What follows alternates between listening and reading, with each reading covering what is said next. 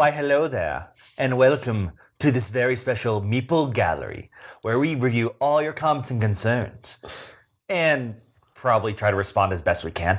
Yeah, I think that's also going to be part of it, in a very sinister manner, though, so Absolutely. Look out. There are a whole boatload of comments to go over this month, really, from the past month. And so we're not going to waste any more time. We're just going to start talking about it. No more jokes? No more jokes. We're getting serious. If I see a joke in these comments, I'm leaving.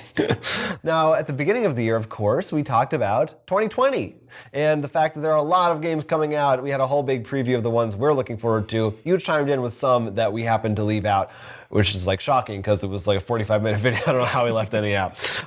Heath Washburn said, I'm excited for Dwellings of Elder Vale. Look out for that one. Mark P. said, I backed Sleeping Gods and it is so far my most anticipated game for 2020. Aetherfield's probably number 2. I think 1001 Odysseys will be a fun, light storytelling game, and I'll have to back One Deck Galaxy since it uses the same species.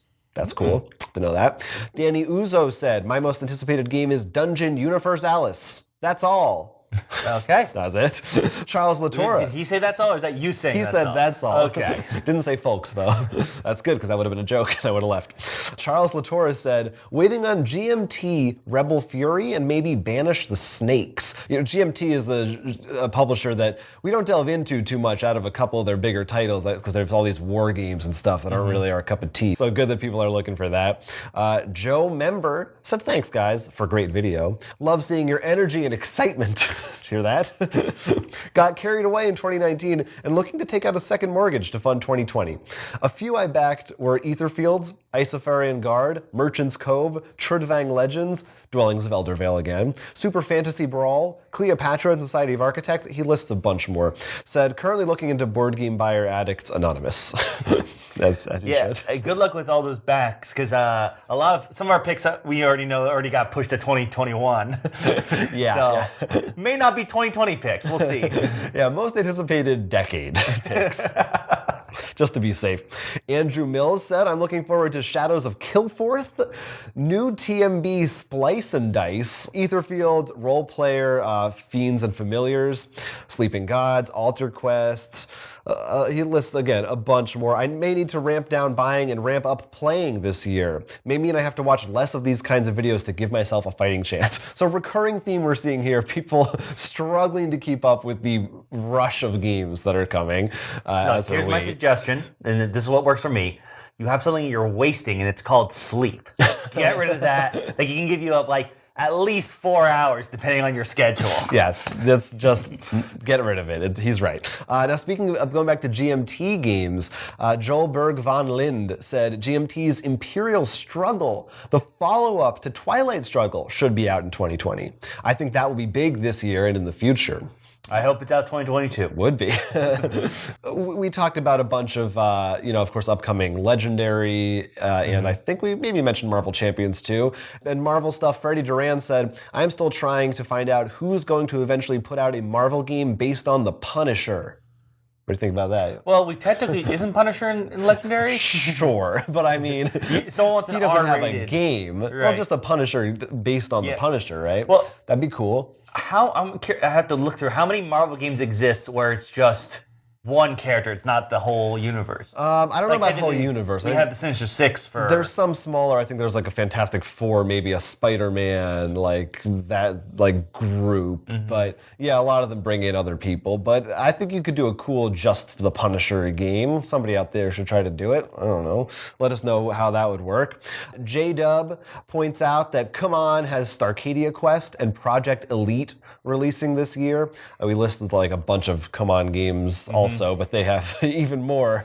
I remember that. Yeah. We were. That's also when we were arguing about this has been out for a while. Is it going to come out?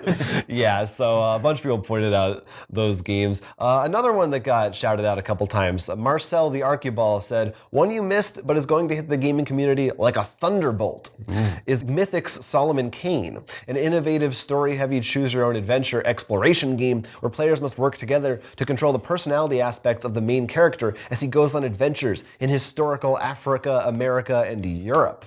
So this is the Pixar movie Inside Out, but Yeah, a bit more epic. it could be. That's also how the Planet of the Apes board game worked. It was you all control different parts of the main character's psyche. So that's kind of a cool idea. And yeah, Mythic Games is one that we left out, I think, because we just didn't know. You said 45 minutes. Yes, we had to cut something, but a few people did mention them as a big publisher that they do have things coming out. Patrick K. My most anticipated game this year is the third entry in the Hexplore It universe, Sands of Shurax. This game, or the whole system in general, flies pretty much under the radar. It is the perfect blend between a board game and pen and paper RPG, but the heaviness scares many people away. Definitely not a streamlined game, but one that is a pleasure to play as long as one of the players is somewhat confident with the rules. Their next game in the system is hitting Kickstarter, most likely end of the year. He also said he's forced himself to not back more than 5 games per year on Kickstarter, but Hexplore It will be one of those 5. I like the control you're showing there. I wish I had some of it. I've been doing some of that lately, partially just because I'm like, no, I can't. I just can't. But that sounds like a cool one. Always good to hear about games that aren't talked about. It's also one of those challenges, like, there are games out there that I really like that fall in that same group of, like, you need someone to just be a master of it, or not master, but, like, solidly know the rules. You can't have everyone come to the table new. So it needs to slowly infect like a disease until like everyone knows how to play it. Yeah, it's hard. It's hard. If you don't have a group that's willing to do it, this goes for like all board games. Yeah, I think. but once those games once everyone has a general grasp, they tend to really reward it. It's that first hurdle. It's a really tall hurdle. Yeah, we usually don't get over it. I don't think there's very few games, unfortunately.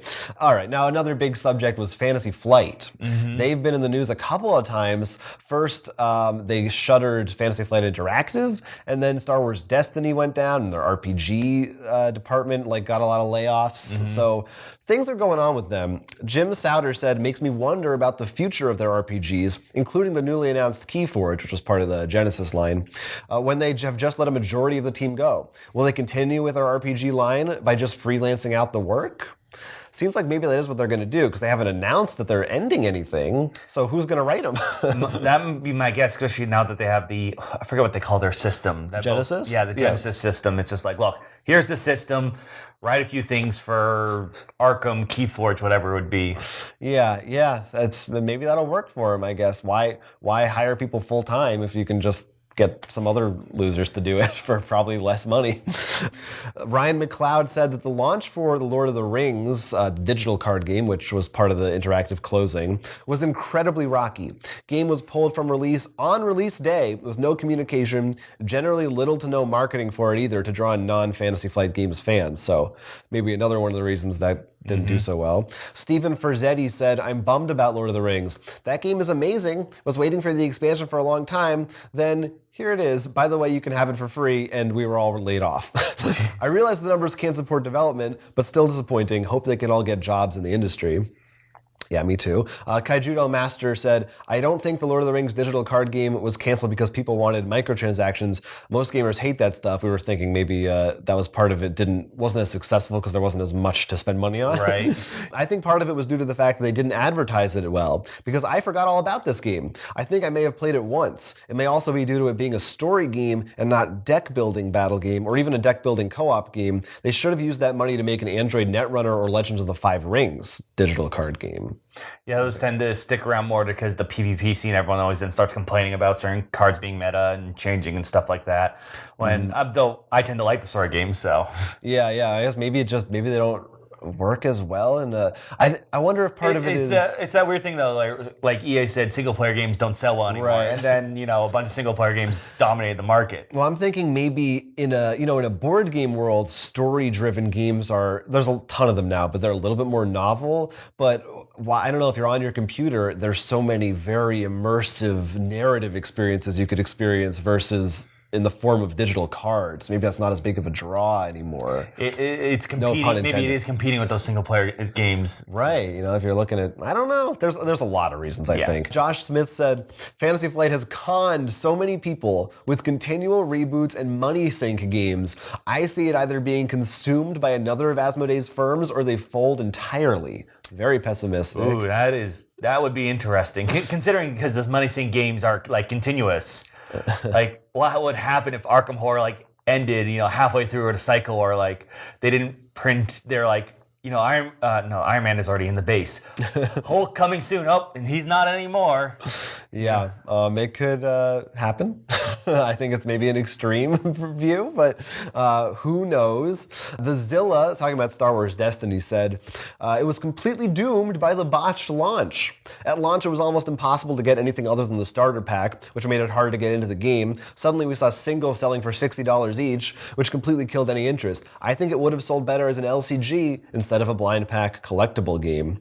It is always interesting to see how they decide like which games they want to be which format. And I guess, they saw Dice Masters, I think, and they wanted a piece of that that pie. Star Wars one. Yeah, for Star Wars Destiny. So. No, I mean, it's the TCG market is very lucrative. Everyone constantly just keeps trying to get in there. And yeah, I mean, we've seen so many clones come up and die. It's hard when, Magic already just eats so big of the pie. It's already eating itself at this point right now. Yeah, and you're not even talking about the clones dying when you're playing when the Clone Wars set. Did they come out? I can't remember. There's got to be some clones in there. Falcon Ash K, however, said, I've been collecting Star Wars Destiny from the beginning. I've got a lot of plays with my friend, family, and never played competitively. I didn't sink a lot of money or get every set that came out. With that being said, just like Star Wars or Lord of the Rings card games in my collection, I have enough to play for a while and not get bored. So he's like, he had fun with it. It was out for 3 years. There's a lot of stuff out there, so if you can get your hands on it, there's still a fun game there, maybe. We'll see how the singles go now that the game's ending, too. Yeah, it could go one way or the other. They could be expensive or people don't care, and they're trying to get rid of them. We're not out of Fantasy Flight yet, guys. People had a lot of thoughts. I mean, it's Fantasy Flight. Leroy Porkins said, at least I got Star Wars Rebellion and the expansion on Facebook Marketplace. Now I want an Imperial Assault, X-Wing, or Legion-style system applied to Twilight Imperium. So he wants to see the universe of Twilight Imperium expand into other genres. Okay. So that's an interesting... So he likes that world and wants to see it, which we sort of mentioned how like some of the other properties, like they have good properties that could expand to other things. There was Rex, which was like their version of Dune. Right. Which I think they still make, even though Dune is now back in actual form. Maybe. I mean, I know I constantly bring up that they've had one of the best trader game mechanics, and they have already at least two. You can probably put plenty of other properties that easily can be reskinned over it. Onto Battlestar Galactica. Yeah. Who knows if they actually want to do those things or not, or why. Manuel Lopez said, I'm good with some of the games coming to an end, but why? Why did they stop printing the Unbreakable Bonds expansion for Runebound? They didn't announce that, and the game is still available, but not the expansion to make it solo playable. Oh, that's annoying. You gotta go all in or... It's rough, you're right on that line. Meanwhile, Necrocosmopoliticon... Oh boy. That said, the problem with FFG is that in recent years, they haven't created new games based on new IPs. In the last 5 years, most new games from FFG are in established franchises, Star Wars, Lord of the Rings, Lovecraft, and they're just releasing thousands of expansions. It looks like they're losing the creative spirit, and this could be why they're not doing well anymore. It's a bad thing because Fantasy Flight is one of the few companies that still make retail board games. If they disappear, then the future of board gaming will shift even more to Kickstarter, so the games will be Kickstarter exclusive and more expensive. That's true. Etc. I don't think we've ever seen them on Kickstarter. No, I feel like we were even saying that a few weeks ago. Like if Fantasy Flight started a Kickstarter, like that would just be God. That's the end of the retail market. like if you want a big game now, it's just going through Kickstarter. It'd be insane. But yeah, I noticed that I've been seeing in our comments sections and even from past viewer comments episodes, I feel like a lot of people have a very negative feeling about Fantasy Flight, not in how their company is going to go, but just I see people saying like, oh, they're money grabbing, all these LCGs and the second editions, and it's not really a perception I have of them. They may have their issues, but it's interesting that it seems like a lot of gamers really feel like they're kind of like the EA of this world. Do you ever get that sense, or? I mean, I sort of get the sense I'm like, they have big properties like the Lovecraft and Star Wars they keep, but at the same time, I'm like, well, because it's Lovecraft and Star Wars. It's what people want, it's not a... It sells, so yeah, it's hard to blame them. Exactly. But at the same time, it is then going back to like when you do have these properties, though, you could do some cool stuff with them. As I went before, like taking Battlestar and putting either Cthulhu or Netrunner in there. I mean, the Netrunner card game, a lot of people are really sad about and love the world. I mean, I would love to see that universe get some more love. I think they're like one step away from being, that's the issue. I think they had the problems. They're not taking that extra step to do something interesting with them. They're like playing it really safe with them. Yeah. Well, and then sometimes they take a risk. I don't know if you call it a risk, but sometimes things don't work out, like we saw with Star Wars Destiny and the Lord of the Rings card game. But again, both of those are kind of like, well, this is just a digital version, and this is really just like, it's like Dice Masters, but we changed it a little. Mm-hmm. So yeah, maybe there are a little, even like Outer Rim last year was like, oh, it's a lot like Firefly. Yeah, I don't know. Maybe they are kind of losing their, some of their courage to try to do new stuff in the field. Let us know what you think, and we'll see if they get folded under or go into someone else. Who knows? Let's move on to happier times. We reviewed a game called Oceans. Loved that game. Mm-hmm. Gave it a really big positive review. Ross Konopaski said, I was lucky enough to be chosen as a playtester for this. Evolution is my favorite game of all time, and Oceans is hot on its heels. Just got my deluxe copy, and I'm very happy with the production. Agree there are a few cards that are just going to stay in the box, as they change the game feel in ways that I don't like. But I pretty much do that with every game I own. If it makes the game less fun, it stays out. I mean, literally the rules are designed to let you do that, so it's like, yeah, do that. Like for us, and we even had this argument, as the person who's using it, I was like, man, I should really remove this. I remember you're like, no, it's okay if it comes up once in a while. Like, I was the one using it, being the invasive jerk.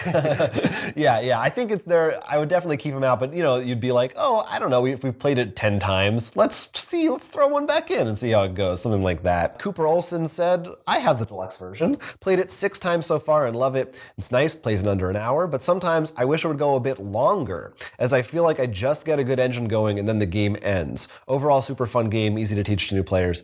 I feel like that's something I sometimes feel with a lot of engine building games, which I feel like, you just as you're like, oh, I'm getting good now, and the game's over. It depends on it. Some of them, this one definitely does partially just, I feel like people can take out your engine components and starve them, or like, all right, I've got 3. Oh, the ocean's ending. So I can definitely see that a bit more in this.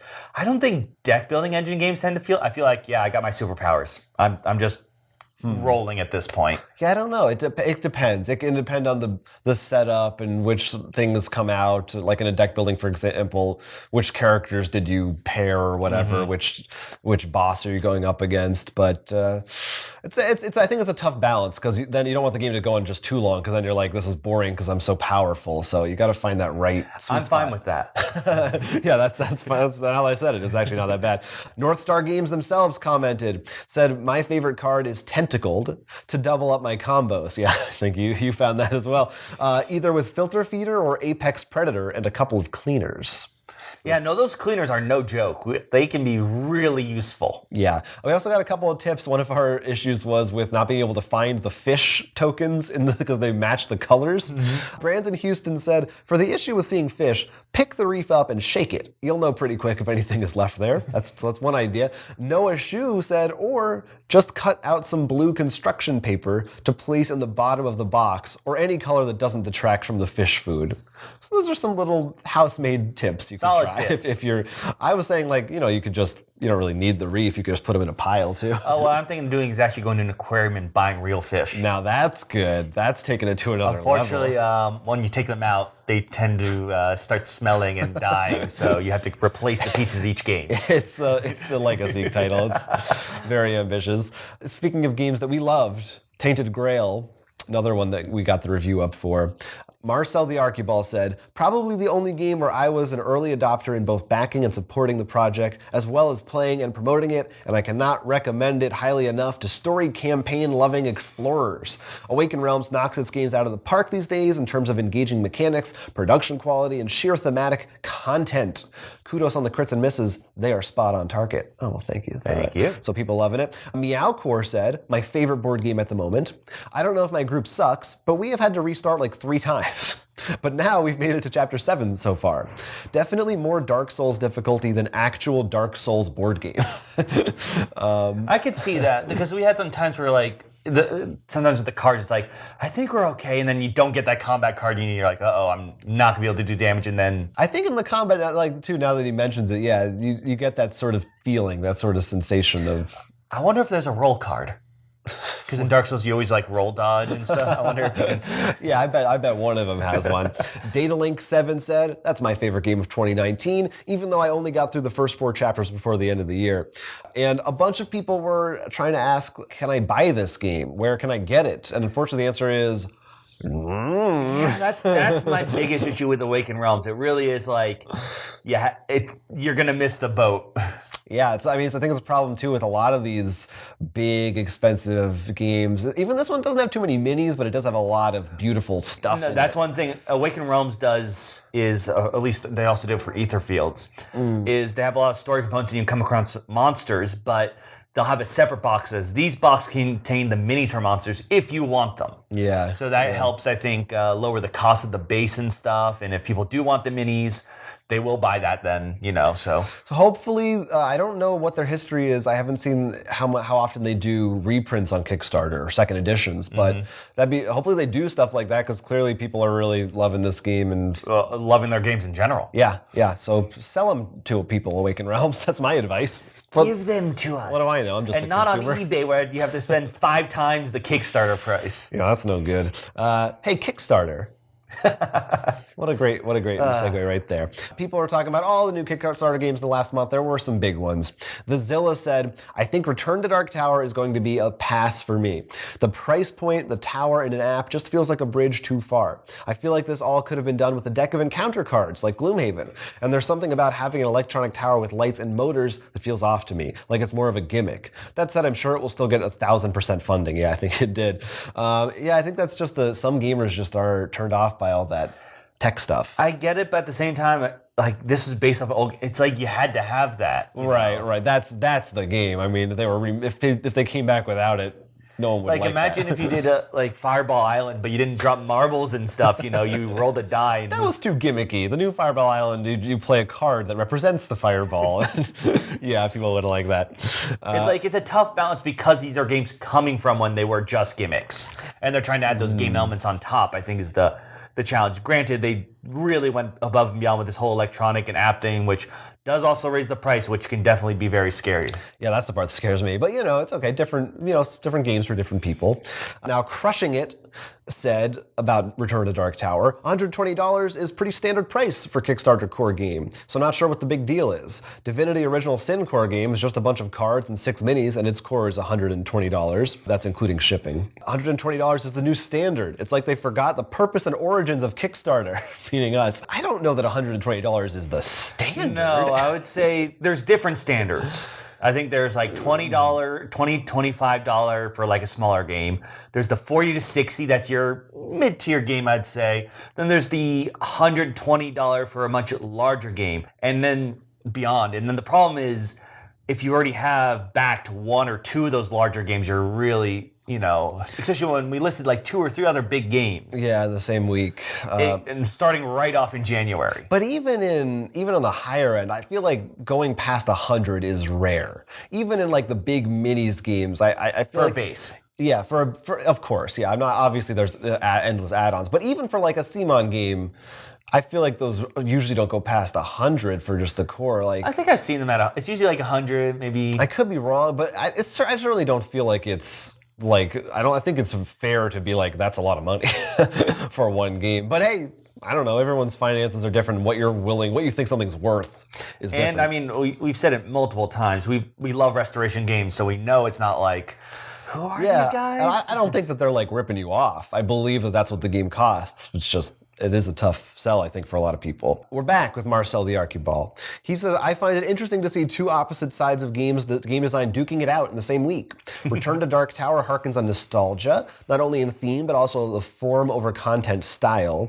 Ooh, harsh words. Where the designers decided to focus on tech innovation while merely extending the gameplay. Oath is mechanically crunchy through and through while relying on tried and true components. Both games speak to very different gamers, but in my humble opinion, the former does win out over the latter for its intuitive translation of game elements to physical components. This helps players grasp the game concept easier, and they don't have to translate components besides thinking through strategies. Interesting way to look at it. Hadn't thought about that. Well, I don't know if it's nostalgia, but Oath also has, it's coming from the same people of Root, which, was one of those Kickstarter games that everyone's like, why didn't I back this? And just it's like sells out in like 5 minutes at every convention. Yeah. So I don't know if that plays a role in this too. Yeah, that is something to think about. Star Realms was up with its new box with stuff. All that stuff. And all the fun foils. You could put in it. But boy, Brandon G says, I am done with Star Realms. Their last main campaign had the big box and the new expansion. Then they released this. I thought it was the big box would support everything going forward, but clearly that was a mistake as they released this Kickstarter with a board, dial counters, foil cards, etc.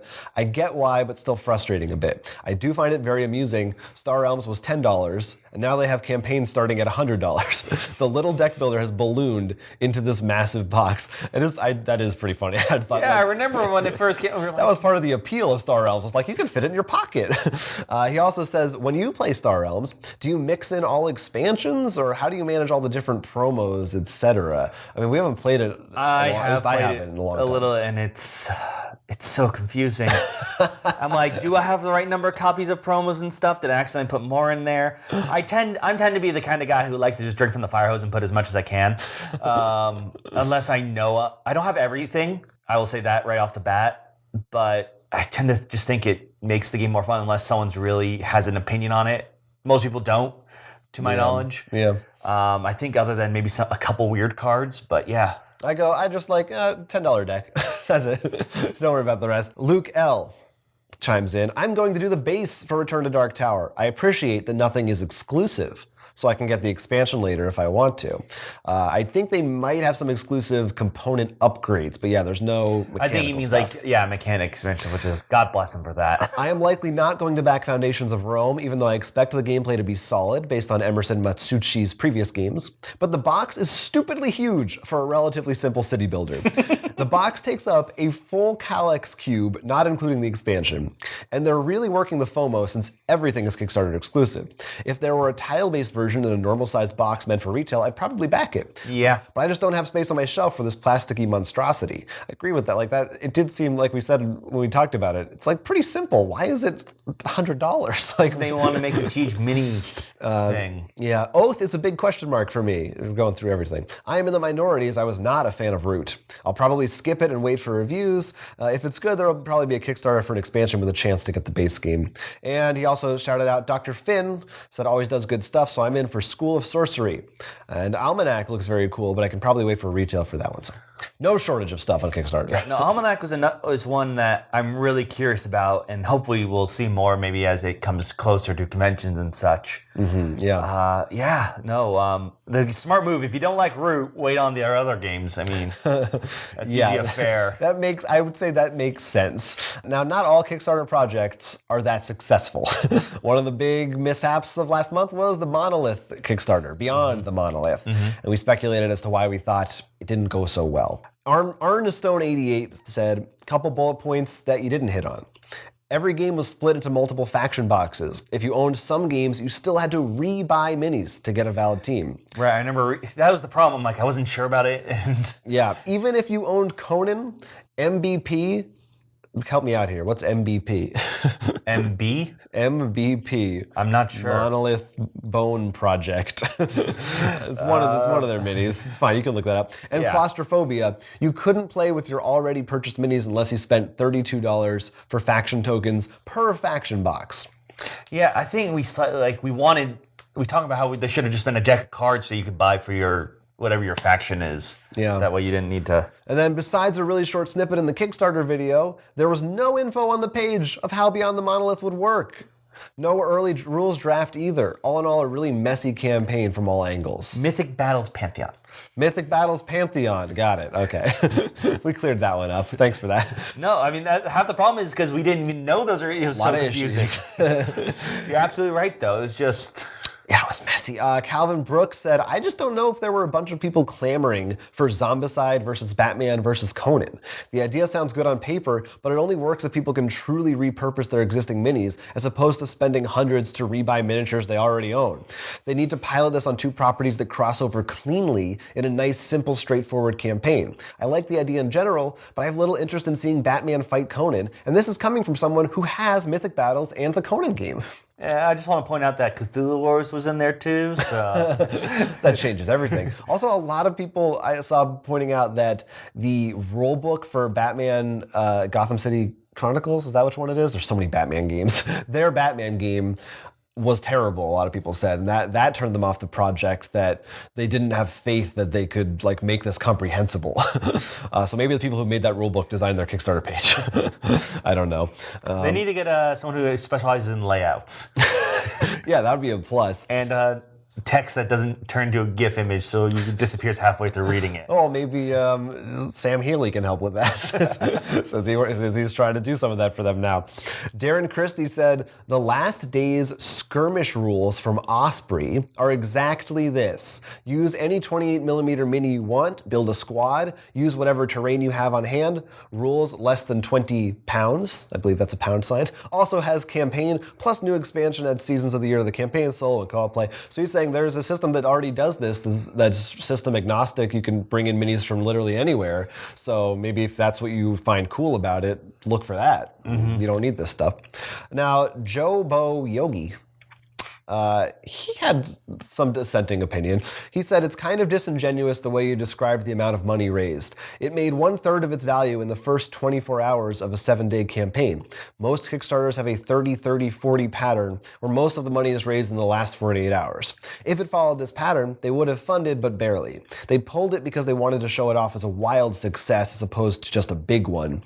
Being able to make $750,000 in just 7 days, you don't need to kick them while they're down by suggesting it was a huge failure, as that's not an accurate view of the product or campaign. I think we were pretty clear this wasn't a huge failure. I think we said that in the video, but I get where he's coming from, but the problem is that I think usually, like, if you look at probably their other Kickstarters, they were funded in that time. But partially because they just also put it right next to, Dark Tower and Oath and other of these games, a lot of people's wallets are already drained a bit. So when they look at the page and it's a little so confusing, it's an issue. And I think maybe from their side, they didn't know how to fix them there. And so I think they made the right choice in this case. Yeah, absolutely. They did the right thing. It's also a lot of times, and I'm not sure if they did this in this instance, but a lot of times Kickstarter campaigns, their goal, they might actually lose money if they just hit their goal. What they really want is to exceed it. Well, that's actually what they usually lower, and they hope a lot of people go for those stretch goals and things like that. So, if they were just going to hit it barely, maybe that wasn't going to cut it. Mm-hmm. All right, now lastly, there was a video we released last month about Dungeons and Dragons. Yeah. And the issue of why it seems very few campaigns make it past level 10 in their sessions as characters. And a lot of people had thoughts. I've got a lot of comments on here. We were discussing making it a whole separate meeple, the Dungeon Meeple gallery. Yeah, so we're going to try to squeeze it in now, just a sample of them, because people had a lot of ideas and anecdotes about their personal plays. Thank you so much for all that. I think it's fascinating, interesting, and I'm sorry we can't fit all of you. Me too. Luca Bella Rosa said, I've been playing D&D since I was 9, from the 1st edition up to the 5th. Same character, right? Yeah. I reached maximum level once, fighter level 36 in the 1st edition, especially because we were kids and had a lot of time to dedicate to it. My actual campaign, Out of the Abyss, is about to finish, and characters are level 13. At this point, I started to see some cracks in the system. Not that the characters are overpowered, but players do not feel that fear of dying that they used to when they were low level. Encounters are easier, and even if I employ house rules to make healing and resurrection harder, it's difficult to challenge them. I also believe that, as somebody stated before, high-level campaigns are very few, and not so many DMs have the time to create high-level adventures. That was something I saw a lot of people saying, was that Wizards of the Coast, they don't really put out content for high levels, so that's part of it too. All the books will kind of stop around sort of a negative 10-ish. Feedback loop kind of thing. Right, like why should we do it? Why should we release the books? And then everyone's like, they're not releasing the books, so we're not going to do it. But fear of dying. I guess that some of that danger is is important, I suppose. To some people. Yeah, to some people. Even if it's not important, maybe on a conscious level, like. Yeah, I don't know. Sir Kybell said, I had a character that got to level 18, but it took playing around 3 different campaigns with the same character. It took around 10 years off and on to play to get there. Oh, wow. 10 years. Your GM was not nice with those levels. You had to earn them. Galactic Gecko said, I've only ever been DM, so I guess the highest level I've been is 0. Right Or there with infinite? you. Right there with you. It depends on how you look at it. Yeah, I don't know. Refresh Damon. In all my DMing, I've only once taken a group past level 10. Usually we get to around 8 to 10, and then everyone in the group simply doesn't have time to keep meeting and the group falls apart. It's probably because we're adults, and we play maybe once a month. I give them levels with major story milestones to keep them up to the task at hand, but usually after the conclusion of the first story arc, which I aim for around 8 to 10, it simply becomes too hard to get everybody on the same page again. This is often in part due to life changes on the part of my players. The only time I ever got past level 10 was playing AD&D back when I was in middle school, because we could play every week. Yeah, we talk about that in the video too, but I think that's a huge part of it. People say is just you just can't play enough to get there. There's not enough time. Yes, we need to vote for leaders that make sure each week has one day everyone must play D&D. It should be a national holiday. I agree. National, weekly. Yeah, well, it's the nationwide. Yes. Every week. Yeah. D&D Wednesdays. Sounds all right. Dis Thoughts asked, are we taking into account how many characters die before reaching level 20? That's a good point. That is something to think about. The longer you play, the more likely you die. That's true, but I feel like a lot of times, at least, I mean, we'll have to double check. I go through the comment section and see if people talk about this. Is that, let's say my character, which I've been expecting my guy to die any moment, I'd come back as a new character around the same level everyone else is. So does that count as like stopping, or you keep like? Yeah, I don't know. I think at least from the data we were looking at, it was mostly taking from consistent characters. Okay. But that could be something to think about. That is something to take a look. Something to chew on. Larry Kelbow Jr. thought it could also be an imagination issue. Just running out of new things to do. All the old challenges are too easy or just not as appealing, and once players' characters get to a certain point and level, they easily defeat what are supposed to be epic monsters. So there's almost no point to continue and the game becomes too easy to play. They need higher levels of challenges, missions, quests, to force them to continue to play and level up to level 20. Or more epic rewards or diversified abilities. He has some other ideas in there too. That kind of goes back to what we were saying. I think, not even beyond just level of challenge, I think it's almost like you feel fulfilled. It's like when you get to level 99 in a video game. Even I know that's not a good comparison because we're talking about not hitting level 20. But it's like maybe you beat this main campaign of the game, and like you could grind to get to level 100 or whatever. But you're like, no. Sometimes you're like, well, I feel like I've done everything though. I don't. That's just a number, so it's not as satisfying as that drive. Well, it could also be. It depends on your story beats, and maybe this goes with it. Like it's something like, wow, you just defeated the great dragon that was threatening the world, right? But now there's a dark mage threatening the world, the Fire Lord. I mean, the Dark Lord. Yeah, or now go get me some pelts. Like, hold on, no.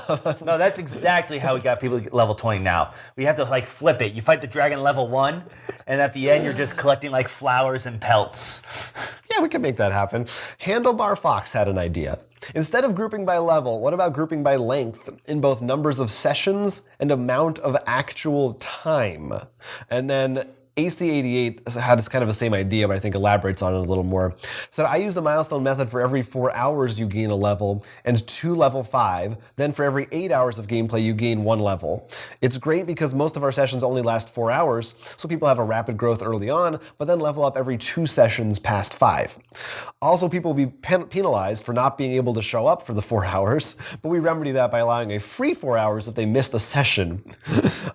So he said that served them well. They made it to level 12 with that. So yeah, just literally saying You played for 4 hours. Here's your time card. Can we do that? Can we do The that? problem is sometimes you spend 4 hours like hanging out and discussing what you should do next. I know. It seems like Well, it's the beauty is when you hit the level up, we'll spend 2 of those hours then talking how we should level up and deciding it. So by the time we're done, we're ready for another level. I'd have to be in control of the clock, like stop, like on, off. Nope, this doesn't count. A lot of people had different ideas about that. Ramon Lopez said, "We have been playing for 31 years every week. Nobody was ever able to reach level 16th in 2nd edition, and our fun cap is level 10 in 5th edition. At least in 5th edition, it's more fun at higher levels because your armor and proficiency bonus does not grow as before, so even an orc can hit a level 8 paladin." So that's just another little view into someone's playgroup. Carrick said, "I've played for roughly 20 years, and I've had several campaigns as player and DM reach level 20 and beyond. I don't think the statistics from D&D Beyond show what happens at most tables." So there's one example. We did talk about how like online versus like who's reporting. JC in Lapel said, "This may sound odd, but I help run an adventure league for a store. Most of the players using D&D Beyond, of the 50 or so players, are under the age of 20. 1 to 5 is the entry-level tier table of Adventure League. In our store, we run 2 Tier 1 tables and 2 Tier 2, and if there's another table needed, most likely it's Tier 1. I think that a lot of the 1 to 5 thing is based on Adventure League.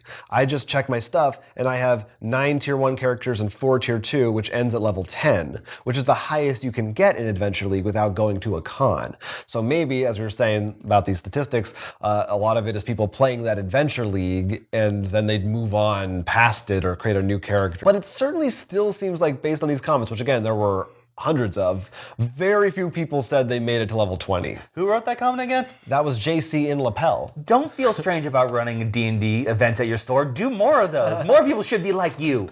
Yes, be proud of that. You're doing God's work, depending which God, deity, your character worships. Right, that's an important thing to figure out. Now, there are, like I said, there are so many good comments. Go check them out. We didn't have time to read all of them. I mean, if you guys show interest, maybe we will do a separate video to pull more onto that. If you guys are interested, let us know in the comments for this video. Yeah, we can have the cycle repeat all over again. But there's a lot of stuff down there. And definitely talk to us, let us know, are there other subjects in Dungeons & Dragons specifically, or it could be role-playing games at large, that you'd like to see us do a similar video on to discuss, because clearly people have interest in those topics. Yeah, I mean, we used to try to do videos about our own D&D campaign, but that was hard enough with all the drawings we had to do and stuff. So now we just sort of recap them in our playback podcast. But I mean, if you guys are interested about that, maybe we'll try to do some more D&D stuff. Yeah, you can hear more about that on our Patreon page, which is linked down below. But we definitely love to do more content on that or any other board game subject. Let us know what you're looking for. And I hope you're having a good February. Thanks again. And of course, respond to this stuff again in the comments again. That's right. Yeah, it's been fun talking to you guys. Until next time, I'm Will. I'm Jonathan. And this has been the Meeple Gallery. Ha! Catch the latest from Roll for Crit by liking and subscribing and supporting us on Patreon. You're not a hidden traitor, are you? Come on, like us.